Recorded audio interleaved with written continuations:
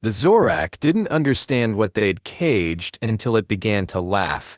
It wasn't the sound they'd come to expect from their prey. No guttural pleas, no whimpers of a broken spirit. This noise rattled their antenna, a low, feral hum that thrummed through the bioluminescent guts of the chrysalis like a predator's purr.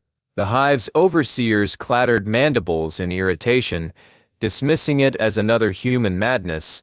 But the queen, her opalescent carapace glinting in the arena's sodium glare, tasted the truth in the pheromones: iron resolve, jungle rot, and the quiet fury of something that had never learned to kneel. They'd dragged the creature from a ruined world, its skin still streaked with the chlorophyll and blood of a planet their scouts had deemed primitive, a miscalculation. The humans had called her wraith, ghost, shadow, a whisper between trigger pulls, but the Zorak saw only soft flesh to pit against their bioforged horrors. They did not know how she'd been raised on raw meat in monsoon rains, her lullabies the growl of jaguars, her first language the patience of snakes. In the bowels of the coliseum, the prisoner ran calloused fingers along the organic bars of her cell. The walls hissed, recoiling from her touch as if scalded. She smiled, teeth gleaming like bone shards, and began to sing. Far above, in the blood-slick arena, the venom maw stirred in its cage. The Zorak would learn. But not in time. Chapter 1. The jungle always breathed first. Ava Cole learned that at 6 years old, knee-deep in blackwater, her father's machete glinting moonlight, 3 steps ahead. "Listen," he'd say, palm pressed to the buttress roots of a kapok tree. The bark throbbed under her small fingers, termite colonies marching, howler monkeys shifting in their sleep, a jaguar's heartbeat flickering through the understory like a dying star. "Everything that lives sings," he told her, "even the things that want to eat you."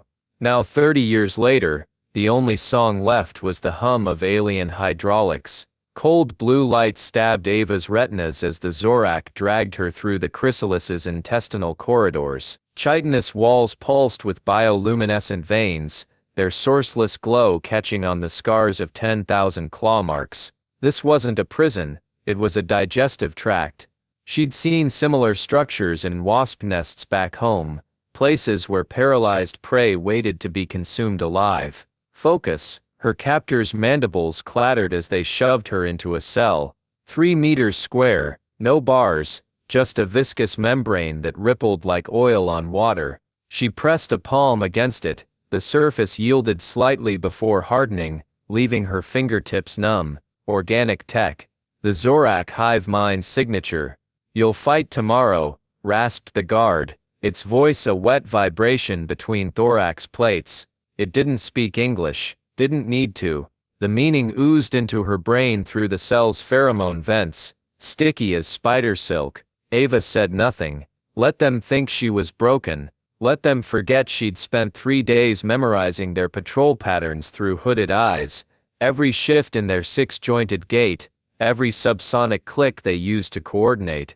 Hive creatures moved like tides, predictable, once you found the moon pulling them. She curled against the wall, cheek pressed to warm chitin, and dreamed of Aniri. Maias. The jaguar came to her at dusk, ribs jutting through burnt orange fur. "You don't rescue predators," her father warned. "They rescue themselves or die." But 8-year-old Ava smuggled caiman meat into the woods for weeks, leaving it near the big cat's dragging paw prints. When Aniri finally emerged, muscle restored, eyes like molten gold, she didn't kill the girl watching from the kapok tree, just yawned, displaying fangs that could bisect a tapir, and vanished into green shadow. "You're late," Ava whispered now, fingers buried in coarse fur that wasn't there. The cell's pheromones tasted of rotting mangoes. Hallucinations. Standard interrogation tactic. A vibration shook the chamber, the arena gates opening. Somewhere above, a crowd's roar cascaded through the hive's acoustics, morphing into the Amazon's rainy season deluge. Ava's nostrils flared. Cordite, blood, adrenal secretions from a dozen species. The membrane dissolved, sand, red and coarse as Martian regolith. It filled Ava's boots as Zorak drones prodded her into the arena. The crowd loomed in tiered alcoves, thousands of faceted eyes glittering behind clear resin. Warriors, their carapaces polished to obsidian sheens, waved segmented limbs in patterns that made Ava's migraine spike. Betting, she'd seen enough pit fights in Manaus to recognize the rhythm. Across the basin, a portcullis of bone shuddered upward.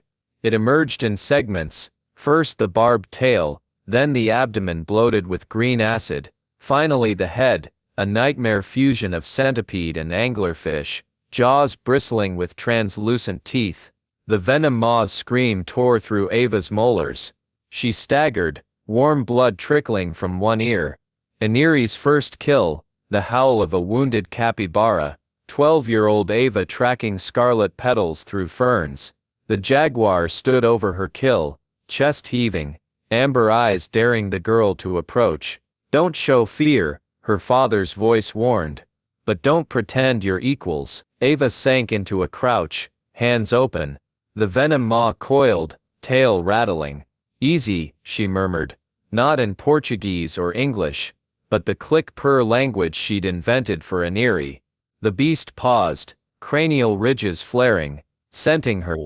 The crowd's clicking crescendoed. A Zorak tossed a severed limb into the arena. Some previous champions. The venom maw's jaws snapped sideways, dissolving the offering in a geyser of acid. Distraction. Ava lunged, not away, but toward the creature's blind spot, the neural cluster where Iniri's mate had once let her scratch. Her fingers found rubbery flesh between armored plates. The venom maw froze. For 3 heartbeats, the arena held its breath. Then the beast collapsed, vibrating like a power line in a storm. Ava pressed her forehead to its thorax, feeling the double pulse beneath. Fetal position. Her father had taught her during puma encounters. They can't eat what they don't see as prey. She breathed, nails circling the pressure point. The venom maw's acid sacs deflated, its tail curling around her like a question mark. Silence. Then, a single, seismic thud from the royal alcove. The Zorak queen rose, her opalescent carapace dwarfing the warriors. Pheromones flooded the arena, cloying and interrogative. The venom maw nuzzled Ava's hip, leaving a burn mark on her fatigues. Oh, she thought, counting the queen's twitching palps. You shouldn't have done that. Night in the Amazon was never quiet. Now back in her cell with the beast's saliva still smoking on her thigh, Ava listened to the hive's false silence. The membrane shimmered, thinner now, testing her. She closed her eyes and sang the lullaby her mother had crooned over crackling shortwave radio, voice dissolving into static halfway through. Menina bonita, noun chore. Something massive stirred in the adjacent chamber. The venom maw's eye pressed against the membrane, pupil dilating. Ava held up her palm. The creature mimicked the gesture, one bladed foreleg leaving a hairline crack in the barrier. Everything that lives sings, her father whispered. Ava smiled. Chapter 2. The hive's underbelly hummed with the arrhythmic pulse of a dying heart. Ava walked behind the Zorak guard. Iniri twos, talons clicking a counterpoint to the drone's clicking speech. The beast's breath warmed the small of her back, a living furnace that stank of half-digested meat and the metallic tang of alien enzymes. They'd moved her to the champion's quarters, a honeycomb chamber veined with pulsating nutrient tubes that smelled like burnt honey. A reward for surviving 3 bouts, a trap dressed as privilege. Never accept gifts from wasps, her father once said, crushing an orchid mantis beneath his boot. They always want your blood in return. The new cell had no membrane, just archways opening into darkness, the edges glistening with reflexive mucus that recoiled when Iniri twos snarled. Freedom in a cage. The Zorak queen's latest game. Cole. The voice came from above. A man hung suspended in a resin cocoon, his left arm ending in cauterized flesh at the elbow. Martian desert tattoos peeked through grime on his neck, serpents swallowing moons. You're the beast tamer. His eyes tracked Iniri too. Heard the royal courts betting on how long before that thing eats you. Ava studied the cocoon's webbing. Bombyx mori silk crossed with synthetic polymers. She snapped a nutrient tube from the wall, letting its corrosive sap pool at her boots. You Kale. Was. He nodded at his missing arm. Now I'm the queen's favorite joke. The venom maw sneezed, spraying acid that melted through the cocoon's base. Kale dropped like a stone, rolling to his feet with a mercenary's grace. Still works, he said, flexing his remaining hand. Ava tossed him the tube. Then earn your keep. They found Tevri in the flesh vats. The defector stood knee-deep in amniotic fluid, her carapace dull compared to the warrior's obsidian sheen. Severed hive-mind tendrils swayed from her temples like seagrass. When she turned, compound eyes focused separately, one on Ava, one on Kale's raised fists, one watching the ceiling. You smell of dead queens, Tevri buzzed. Ava crouched, letting Iniri too investigate the Zorak scent. The beast growled, spines rising. She's saying you're cursed, Kale translated. No. Ava pressed a palm to Tevri's thorax, feeling the erratic flutter beneath. She's saying we're alike. Memories surfaced, Iniri after the poacher's bullet, the jaguar's flank heaving under Ava's sutures, fangs buried in teakwood. Predators recognize three things: pain, patience, and the smell of their own death. Tevri's mandibles quivered. The hive itches. Ava understood. The phantom limb sensation of a severed bond. She'd felt it when Iniri died, a yawning silence where there'd once been the warm static of another hunter's presence. We'll scratch it, she said. The rebellion began with stolen eggs. Kale taught her which Zorak larvae produced royal pheromones. Tevri mapped the guard rotations through scars on her abdomen, each glyph representing a warrior's patrol pattern. Iniri too learned to hunt in silence, retractable claws sheathing as it mimicked Ava's jungle stalker gait. At night, while the hive slept its vibrating sleep, Ava dreamt in bioluminescence, her mother's voice crackling through radio static.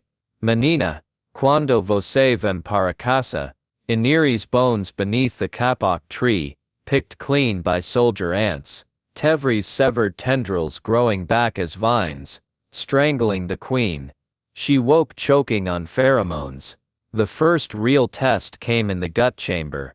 Tevri led them through secretion-slick tunnels, her movements jerky without the hive-mind's rhythm. Kale's stolen plasma torch cast feverish shadows. Iniri too's pupils narrowed to slits, sensing what Ava's dull human eyes couldn't. The vibration of approaching guards. Left, she whispered. The venom maw lunged, crushing a warrior's head before its alarm pheromones could burst. Acid blood sizzled against chitin walls. Kale grinned. Better than a motion sensor. Ava wiped yellow fluid from her cheek. It burned like guilt. They found the reactor core throbbing like a diseased heart, its surface pocked with egg sacs. Tevri hesitated. My sister's brood. Ava watched emotions flicker across alien features, a twitch of palps, a shiver in wing cases. She'd seen similar tells in Iniri, when the jaguar found another cat's kill. We don't have to. Tevri smashed the sacs. Now they're free, she buzzed, larval entrails dripping from her claws. The betrayal smelled of jasmine. They'd missed a guard. The Zorak's death scream released pheromones too sweet for human lungs. Ava's vision swam as warriors swarmed the chamber, their blades singing. Go. Kale shoved her toward the vents. Iniri too howled, tail sweeping warriors into the reactor's maw. Tevri's wings blurred as she bought seconds with her body. Ava ran, coward. Her father spat. Survivor. Iniri purred. The vents tightened around her ribs, organic walls contracting in peristaltic waves. Somewhere behind, Kale screamed. They regrouped in the corpse pile, the arena's compost heap where losers were recycled. Tevri's left wing hung shredded. Kale's plasma torch now ended at his wrist. 6 dead, he coughed, blood flecking his lips. Jenkins, Maru, the kid from Ceres. Ava pressed her forehead to Iniri-2's flank, breathing through the beast's gills to filter toxins. The venom maw had lost an eye. We knew the cost, did we? Kale grabbed her arm. You moved the explosives. You knew that guard was there. Tevri buzzed low. The hive itches less. Ava studied her palms, blistered from reactor acid, scarred from jungle thorns. She'd become what the Amazon demanded, a creature that burned its own to survive wildfires. Next time, she said, we burn the queen. Nan found them in the fungal gardens. Tevri grafted Kale's torch to his severed arm. Iniri-2 napped atop a warrior's carcass, purring as Ava scratched its neural cluster. You're not in the jungle anymore, Kale had said. But she was. The same rules applied. Betray the weak, honor the strong, and always, always listen when the predator at your back stopped growling. Ava plucked a bioluminescent mushroom, its glow painting her face corpse blue. Tomorrow, she told the darkness. Somewhere above, the queen's chambers pulsed. Chapter 3. The fungal gardens wept. Acid rain fell through the hive's perforated ceiling, hissing where it met the spongy black moss underfoot. Ava crouched beneath a shelf of glowing mushrooms, their gills trembling with each distant tremor of the queen's displeasure. 3 days since the reactor ambush. 3 nights listening to Kale's wet cough worsen, watching Tevri's wing stumps weep iridescent pus. Only Iniri-2 remained unbroken, the venom maw's regenerating eye, milky but alert, its head perpetually tilted to catch Ava's whispered commands. Survival is a debt, her father once said, gutting a caiman, while its mate watched from the riverbank. Pay it forward, and the jungle remembers. She wasn't sure what this steel and chitin jungle remembered. Blood, mostly. Tevri stirred, her remaining antenna twitching. The brood chambers, she buzzed, the words shaped by fractured hive speak and human phonetics. Queen's scent, thickest there. Kale spat a wad of blackened phlegm. His prosthetic torch arm sparked fitfully. So we walk into the nursery. Great plan. Ava traced the scar on Iniri-2's flank, a souvenir from their first fight. The beast's hide had memorized her fingerprints. You smell weakness, she said, not looking up, or you smell opportunity.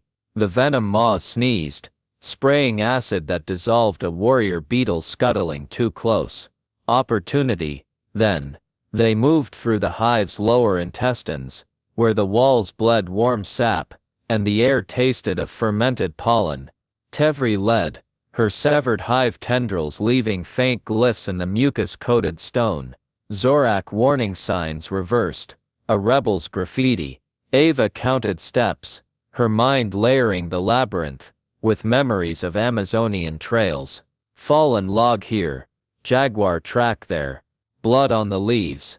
The hive was just another predator, its rhythms decipherable, if you knew how to listen. The brood chambers stank of birth and battery acid. Thousands of larvae squirmed in hexagonal cells, their translucent bodies hooked to nutrient veins. Royal jelly oozed from ceiling ducts, its narcotic sweetness clawing at Ava's throat. Kale gagged, torch arm sputtering. Don't touch the walls, Tevri warned, though her own claws left possessive trails in the sludge. The cells, remember. Ava understood. The organic concrete was studded with neural nodes, fossilized memories of every Zorak born here. She pressed a palm to a pulsing vein, and saw flashes. Tevri as a hatchling, her mandibles tearing through a sibling's thorax. The queen's approving pheromone shower. A first kill, acid boiling a rival's eyes. We're not so different, she thought, scratching Iniri-2's weak spot to keep it calm. Just better liars. Kale froze. They're armed. Across the chamber, 3 larvae twitched under thicker membranes, their undeveloped wings replaced with barbed steel implants. Genetic modifications. The queen's new guard breed can't kill children. Kale rasped though his torch flared brighter. Tevri ripped a nutrient line from the wall. They're not children. They're promises. The larvae hissed, steel wings slicing their birth sacs. Ava fought like her mother taught. Not the Black Ops drills or survivalist manuals, but the lessons whispered over crackling radio waves. Menina, when they come for you, bite soft and run fast. She bit soft now. Let the larval guards chase Kale's torch flares. Let them sink steel into Tevri's carapace, thinking her weak. Iniri too waited, quivering, until Ava whistled 2 high notes, the same call she'd used to summon Iniri during jaguar hunts. The venom maw moved as liquid, tail snapping larvae spines. Ava rode its momentum, leaping onto the largest guard. Her stolen Zorak blade, honed from a warrior's femur, found the neural cluster beneath its wings. Hush, she murmured, as it died gurgling. Tevri stared at the carnage, larval blood pooling around her feet. They would have been my hive. Ava wiped gore from her knife. Now they're free. It wasn't mercy. It wasn't cruelty. It was arithmetic. Subtract the queen's future soldiers. Carry the survivor's guilt. The jungle remembers, her father's ghost insisted. The jungle burns, she retorted. The pheromone vaults hid behind a living lock. A wall of muscle, ribbed like an esophagus, constricted around the chamber's entrance. Tevri pressed her mangled antenna to the flesh, humming a hatchling's plea. The door shuddered, unimpressed. Needs a queen's scent, she buzzed. Kale grinned, wild-eyed from pain and reactor toxins. Got just the thing. He jammed his torch into the wall. Flesh sizzled. The hive screamed. Ava smelled it first. Pheromones erupting from the melting tissue, primal and greasy. Royal distress signals. Iniri Tiu howled, pupils dilating to black holes. Move, she shouted, dragging Tevri back as the door spasmed open. Inside, the vault breathed. Jars of iridescent gas lined the walls, each labeled in Zorak glyphs. Fear, obedience, reproductive compulsion. The queen's language. Distilled. Tevri collapsed, her carapace vibrating. Too loud. Ava understood. The pheromones here were symphonies, compared to the hive's usual murmur. She smashed a jar labeled with a warrior's submission glyph. The gas coiled around her hand. Docile. Disruptors, she said, filling stolen nutrient sacs. We flood the throne room. Scramble their bonds. Kale coughed blood onto his torch. And if it kills us too. Ava hooked a sack to her belt. Don't breathe. Midnight found them in the gutters. The hive's wastewater flowed thick with larval offal, and spent bioluminescence. Iniri prowled the shallows, dissolving debris with acid spit. Kale slept fitfully, his human eye darting beneath the lid. Tevri carved glyphs into her remaining wing. A will, maybe, or an apology. Ava dreamt of fire. Iniri's last hunt, the jaguar limping into camp, belly torn open by boar tusks. 12-year-old Ava stitching the wound with fishing line, hands steady. You don't get to die, she whispered. Not yet. Iniri licking her cheek, blood warm as rainforest rain. She woke to Tevri's blade at her throat. You knew, the Zorak buzzed. About the reactor guard. Ava didn't flinch. The knife trembled. A child's bluff. Yes. Why? The truth tasted like betrayal. We needed the queen's attention. Guards follow distress signals. Tevri's compound eyes refracted the sewer's sickly light. My siblings died screaming. Ava gripped the knife, guiding it to her pulse. Mine too. They stayed that way until dawn, the silence broken only by Iniri T's purr. The throne room's antechamber was a cathedral of rot. Fungal pillars stretched upward, their caps oozing hallucinogenic spores. Zorak nobles perched in alcoves, their carapaces jeweled with the bones of lesser species. The queen loomed on a dais of fused skulls, her ovipositor throbbing with freshly laid promises. Now Ava breathed. Kale fired his torch into the pheromone sacs, gas-plumed, neon green and hungry. Iniri Tiu howled, shaking the chamber. Chase. Warriors froze mid-strike, their hive-mind commands colliding. Nobles tore at their own eyes, severed from the queen's will. Tevri leapt, her broken body a missile aimed at the dais. For my hive, she screamed. In Zorak, in English, in the universal tongue of falling. The queen's stinger impaled her mid-air. Tevri Kale lunged. Ava grabbed his torch arm. Run. We can't leave her. Tevri's mandibles clicked a final code. Go, go, go. Iniri teeth dragged them into the vents as the disruptors ignited. They named the explosion Sunrise. The hive's upper levels collapsed in a cascade of burning chitin. Kale laughed as they rode Iniri teeth through the collapsing tunnels, his torch arm lighting the way. Ava didn't look back. The jungle burns, she thought. And from the ashes, Iniri's ghost purred. New hunters rise. Chapter 4. The hive's collapse sang in a key only the dead could hear.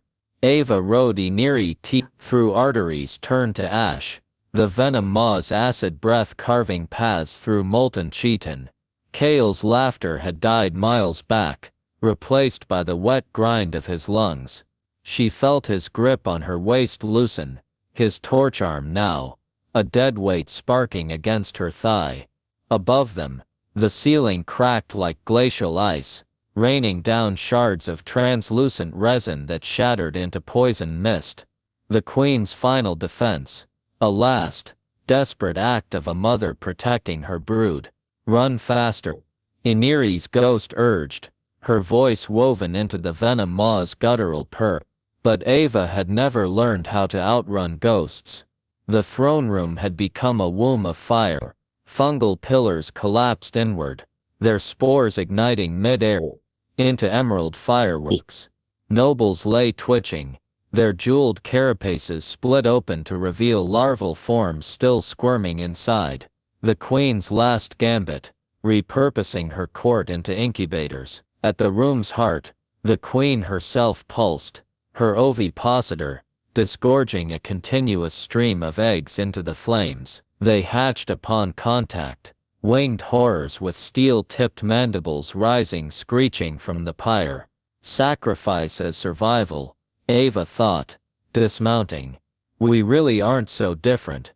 Kale slumped against Iniri T's flank, his remaining hand fumbling with the last pheromone disruptor. Plan shit, he coughed, blood frothing at the corners of his desert-cracked lips. But I'll light the fuse. Ava pressed her forehead to his, breathing in the ozone stink of his failing torch arm. She'd done this once before. 12 years old, forehead to a jaguar's, as the last of its breath misted her cheeks. You don't get to die, she'd lied then. Now, she let the truth settle between them like a stone. Make it burn, she said. The venom maw understood first, as Kale charged into the smoke, his torch flaring like a dying star, the beast's remaining eye fixed on Ava. It trilled, a sound she'd never heard from it before, soft as rainfall on kapok leaves. Then it lunged, jaws closing gently around her torso, and through her. She beat its flank, drawing blood beneath her nails. Turn back. Save him. Iniri Tiu ran faster. Kale's detonation tore the world into light and sound. The shockwave tossed them through a crumbling wall, into the cold void beyond the hive. Ava's scream locked in her throat, stolen by the vacuum. Stars wheeled above, below through her. The venom maw's tail lashed out, punching through the hive's outer membrane. Air roared past, and suddenly they were falling, not into space, but through the hive's shattered underbelly, toward a planet whose jungles glinted emerald through atmospheric haze. Home, she thought deliriously, or close enough. They crashed in a graveyard of dead ships. Derelict vessels from 100 species moldered in the bog, their hulls eaten by vines and acid rain. Iniri Tu dragged Ava from the wreckage of its own body, the venom maw's hindquarters crushed beneath a reactor core. Its eye dimmed as she pressed against its heaving thorax, scratching the neural cluster until the purr rattled into silence. Stay, she begged, though she'd never commanded it in life. The beast exhaled, a pheromone sigh that smelled of jaguar fur and burned honey. Then it stilled, becoming just another carcass in the Amazon's endless cycle. Ava rose on broken legs. The jungle welcomed her, as it welcomed all predators. With teeth bared, strangler figs had cracked open escape pods, their roots cradling skeletons in floral graves. Poison dart frogs the color of Zorak. Blood sang from the ribs of fallen fighters. Ava limped past them, following the scent of smoke to a clearing, where the last rebels huddled beneath a shattered dropship's wing. Cole, a Ceresian boy, peered out, his face a mosaic of burns and hope. They said you rode a monster. She stared at her reflection in his eyes, a wraith clad in ash and alien blood, more myth than woman. Behind him, a dozen faces flickered in the firelight. Humans, Zorak defectors, even a skitter lord, its legs folded in uneasy truce. Monsters. Ava tasted the word, bitter and sweet as cacao. Yeah, we brought a few with us. Mon fawned her at the river's edge. Kale's dog tags glinted in her palm, edges softened by blood and time. She'd kept them when she buried what the jungle returned. A forearm, the metal still warm. Somewhere upstream, venom maw bones sank into the mud, waiting to become fossil or feast. The jungle remembers, her father whispered. A howl cut through the mist, unearthly, echoing, alive. Ava smiled. Some debts even fire couldn't erase. On a moon orbiting Delta, a new hive quivers. The queen lifts her head, mandibles clicking a dirge. Outside the throne room, something old and acid-scarred answers.